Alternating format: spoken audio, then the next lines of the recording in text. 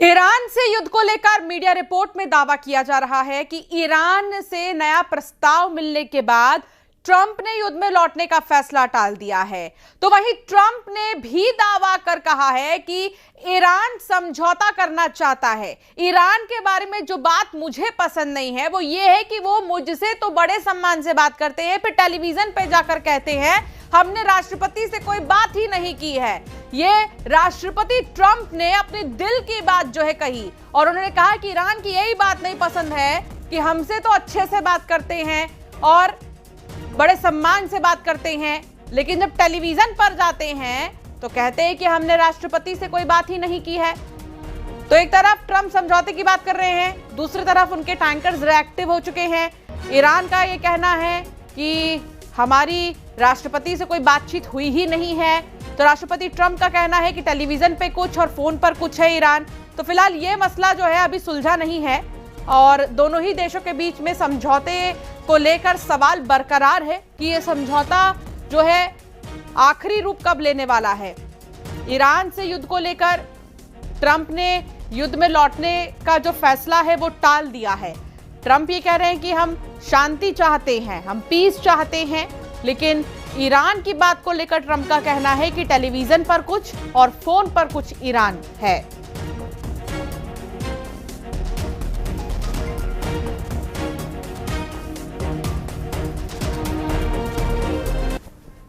What I don't like about Iran is they'll talk to me with such great respect, and then they'll go on television, they'll say, we did not speak to the president. We did not. I just spoke to, we did not speak to the president. So they play games, but let me just tell you, they want to make a deal.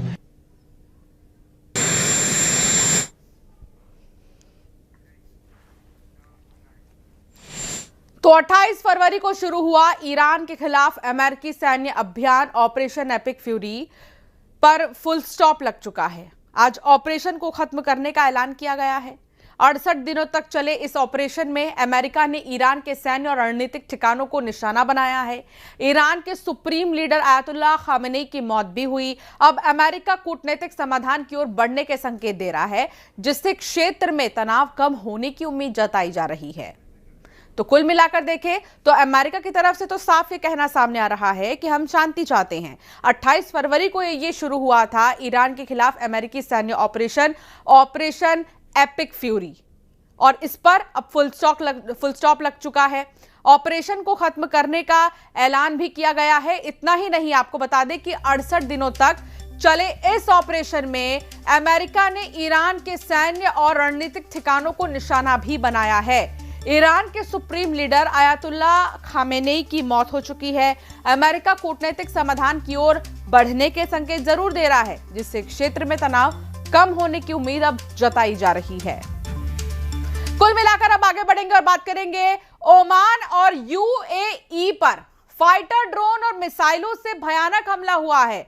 दोनों ही देशों की तेल साइटों पर हुए धमाकों से बहुत भारी नुकसान पहुंचा है। और इधर हॉर्मुज स्ट्रेट में अमेरिका और ईरान ने हमले शुरू कर दिए हैं। अमेरिका ने ईरान के 6 बोट को बॉम्ब से उड़ाने की जानकारी दी है। यह हमला ट्रंप की ईरान को धरती से मिटा देने वाली धमकी के बाद शुरू हुआ।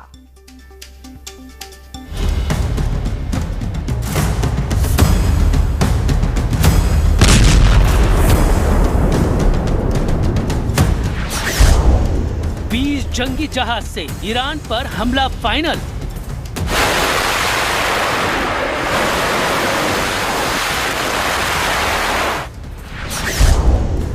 ट्रंप का ऑपरेशन फ्रीडम, ईरान का बचना नामुमकिन।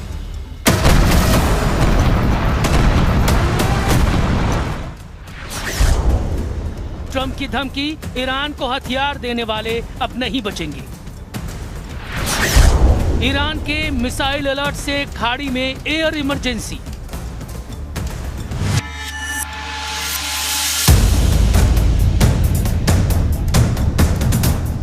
अमेरिका के जंगी जेट को मिसाइलों से लैस कर दिया गया है। अमेरिका के लड़ाकू जहाज आसमान में उड़ने लगे हैं।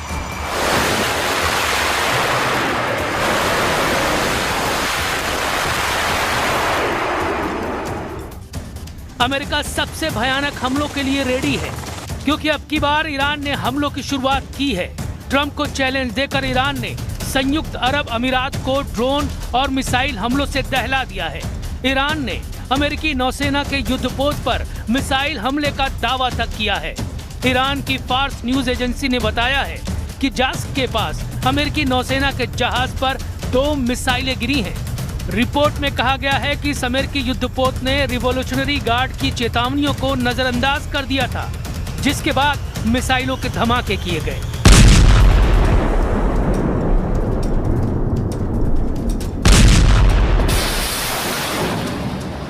ईरान के सभी फ्रंट एक्टिव कर दिए गए हैं। खाड़ी देशों और अमेरिका से ईरान टक्कर ले रहा है, तो इजराइल पर हिजबुल्लाह फाइटर ने धावा बोल दिया है।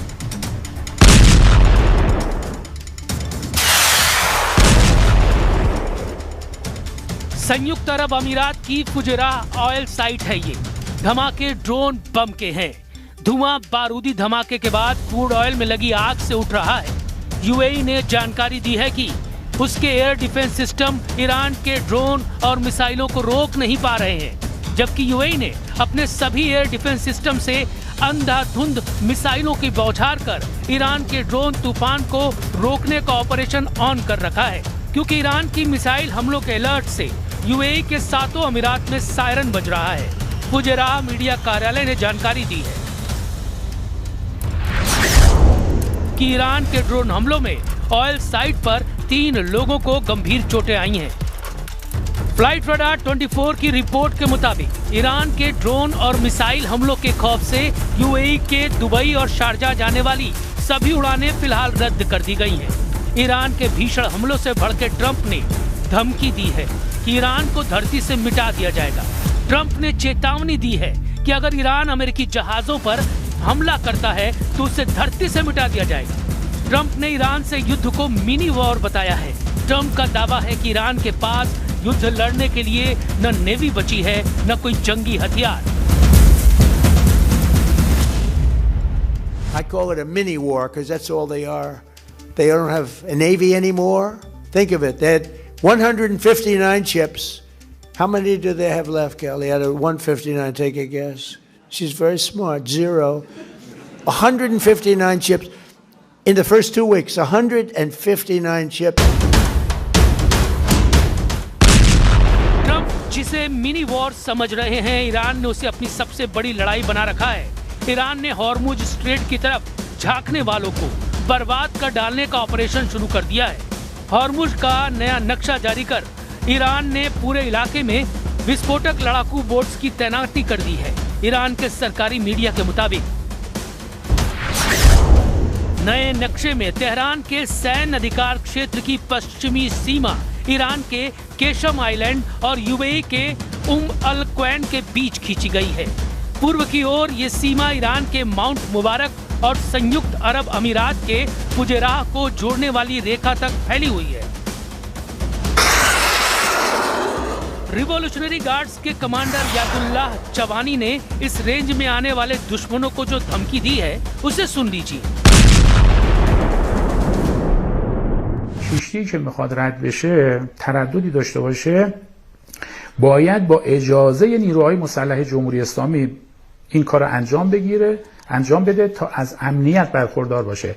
هر شناوری مال دشمن متخاصم بخواد رد بشه. अमेरिकी नेवी हॉर्मुज के रास्ते में फंसे जहाजों की मदद में जुटी है, लेकिन ईरान ने ट्रंप के प्रोजेक्ट फ्रीडम को प्रोजेक्ट डेडलॉक बना दिया है। ईरान ने आरोप लगाए हैं कि हॉर्मुज स्ट्रेट में अमेरिका ने 5 बेगुनाह नागरिकों की हत्या कर दी है।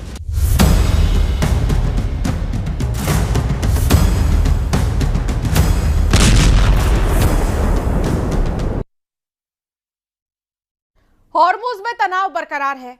अमेरिका हॉर्मुज को लेकर नया प्लान बना रहा है। वहीं ईरान ने हॉर्मुज को लेकर नया सिस्टम लागू करने का ऐलान किया है। देखिए,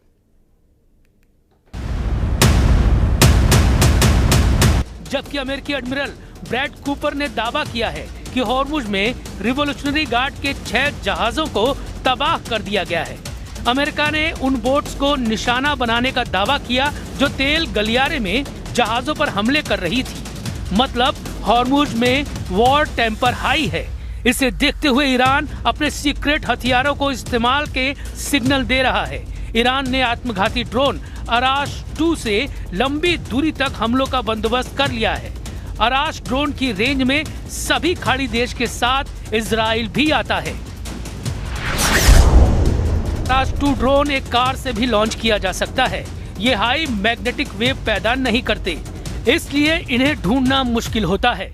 ईरान ने दावा किया कि ये 2000 किलोमीटर तक हमला कर सकता है और ईरान ने इसे इजराइल के हाइफा और तेल अवीव को निशाना बनाने के लिए बनाया है, क्योंकि हाइफा ईरान से 1855 किलोमीटर और तेल अवीव 1903 किलोमीटर दूर है। विस्फोटक ड्रोन की पूरी रेंज ईरान को बेखौफ बनाए हुए है। वहीं अमेरिका इजराइल को ईरान के परमाणु बमों का खौफ फिर परेशान करने लगा है। अमेरिकी इंटेलिजेंस के आकलन बता रहे हैं कि ईरान को परमाणु हथियार बनाने में अब भी उतना ही समय लगेगा जितना फरवरी 2026 में युद्ध भड़कने से पहले लगना था। मतलब अमेरिका ईरान से चल रहे युद्ध से ईरान के एटमी प्रोग्राम को कोई खास नुकसान नहीं पहुंचा है। इंटेलिजेंस रिपोर्ट में कहा गया है कि अगर ईरान के परमाणु कार्यक्रम के खतरे को टालना है तो उसका यूरेनियम भंडार पूरी तरह से तबाह करना जरूरी है। 9 से 10 एटम बम का यूरेनियम ईरान के पास है। ट्रम्प बार बार ये कह रहे हैं कि ईरान के पास ये एटम बम नहीं होने चाहिए। वो बताना नहीं भूलते कि ईरान के एटमी हथियारों से दुनिया को खतरा है।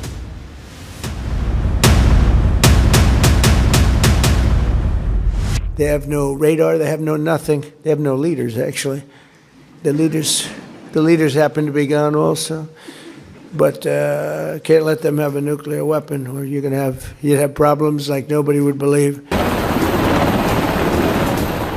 इस बार ट्रम्प बिल्कुल रहम के मूड में नहीं है। उन्होंने यूएस फोर्सेस को फुल फोर्स इस्तेमाल करने का लाइसेंस दे दिया है। यूएस एयरफोर्स के 20 हवाई जहाज अब आसमानी अखाड़े में मंडराने लगे तो होने वाले हमले का अंदाजा नहीं लगाया जा सकता। ट्रंप ने ऑपरेशन फ्रीडम के लिए सबसे घातक जंगी हथियारों को युद्ध में भेज दिया है। संयुक्त अरब अमीरात और सऊदी अरब के हवाई रूट में अमेरिकी जंगी लड़ाके परेड कर रहे हैं। ईरान पर अमेरिका बमबारी कब शुरू करेगा ये अभी क्लियर नहीं हुआ है, लेकिन ईरान ने अपने हथियारों की टेस्टिंग शुरू कर दी है। रेवोल्यूशनरी गार्ड्स ने रॉकेटों का ये बारूदी ट्रेलर ट्रंप फोर्स को दिखाया है। ईरान ने अब की बार जबरदस्त तैयारियां की है। ईरान जमीनी लड़ाई के लिए अमेरिका को मजबूर करना चाहता है। ग्राउंड ऑपरेशन में इजराइल और अमेरिका की कमजोरियों को जान चुका ईरान हिसाब बराबर करने का प्लान बना चुका है। हालांकि ईरान ने सफाई दी है कि यूएई में हुआ हमला इजराइल और अमेरिका की कारस्तानी है, जिससे युद्ध भड़के और तबाही मचे। हिजबुल्लाह के 100 से ज्यादा ठिकानों पर अटैक के बाद नईम कासिम के लड़ाकों ने फिर पलटवार किया है।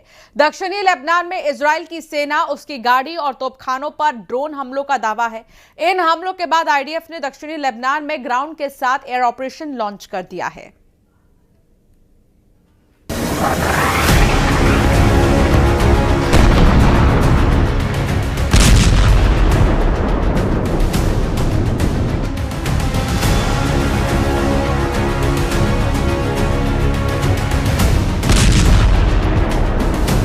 क्या ईरान ने जंग का ऐलान कर दिया? क्या मिडिल ईस्ट में जंग की भट्टी बारूद से जलने लगी?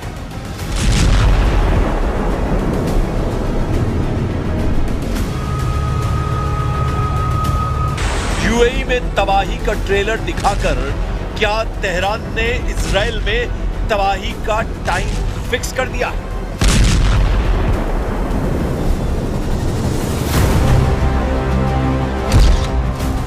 यूएई पर हमला ट्रेलर, तेल अवीव में फटेगा टाइम बम। हिजबुल्लाह का खेल बदल गया मिडिल ईस्ट का युद्ध।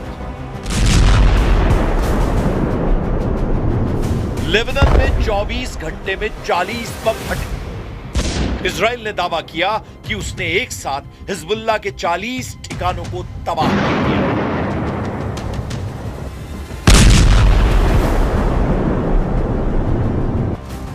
आईडीएफ अब तक हिजबुल्लाह के 150 से ज्यादा ठिकानों पर अटैक कर चुका है। 8 अप्रैल को उसने सबसे बड़ा हमला किया, 10 मिनट में 100 से ज्यादा स्ट्राइक की। 27 अप्रैल को आईडीएफ ने पूर्वी लेबनान में बेका वैली और दक्षिणी लेबनान में बिन जेबिल में हिजबुल्लाह के इंफ्रास्ट्रक्चर को निशाना बनाया। 2.5 साल जंग लड़ने के बाद भी इजराइल के हाथ खाली हैं। क्या हिजबुल्लाह का हथियार छीन पाए नेतन्याहू? क्या दक्षिणी लेबनान पर कब्जा कर पाए नेतन्याहू? क्या तेहरान को डरा पाए नेतन्याहू? इजराइल के सेना का दावा है कि अक्टूबर 2023 से अब तक उसने हिजबुल्लाह के 3,500 से ज्यादा ठिकानों पर हमले किए हैं। 1,000 से ज्यादा ऑपरेशन को अंजाम दे चुका है, जिसमें 800 से ज्यादा तो सिर्फ एयर स्ट्राइक है। सैकड़ों हिजबुल्लाह कमांडर्स को मार चुका है। उनकी मिसाइल और रॉकेट क्षमता को 80% खत्म कर चुका है। लेकिन पिछले हफ्ते ही हिजबुल्लाह ने इजराइल की सेना को चौंका दिया। हिजबुल्लाह के ड्रोन अटैक से आईडीएफ की बटालियन हक्का बक्का रह गई। इजरायली सेना की यूनिट में अफरा तफरी मच गई। ड्रोन अटैक को नाकाम करने के लिए आईडीएफ के सैनिक इधर से उधर भागने लगे।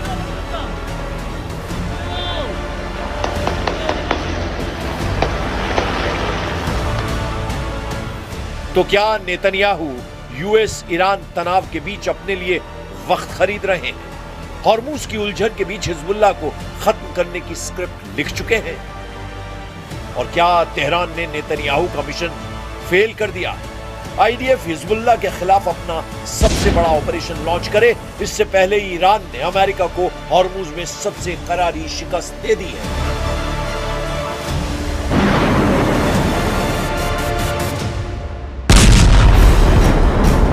ईरान की मीडिया ने दावा किया कि हॉर्मुज स्ट्रेट से गुजर रहे अमेरिकी युद्धपोत पर 2 मिसाइलें दागी गईं। दावा किया गया है कि हमला तब हुआ जब अमेरिकी जहाज ने ईरान की चेतावनी को मानने से इनकार कर दिया। हालांकि कुछ घंटे बाद ही अमेरिका ने ईरान के दावे को खारिज कर दिया और किसी भी अटैक से इनकार किया। बाद में खबर आई कि ईरान के हमलों के बीच अमेरिका के 2 जंगी जहाजों ने हॉर्मुज को पार किया।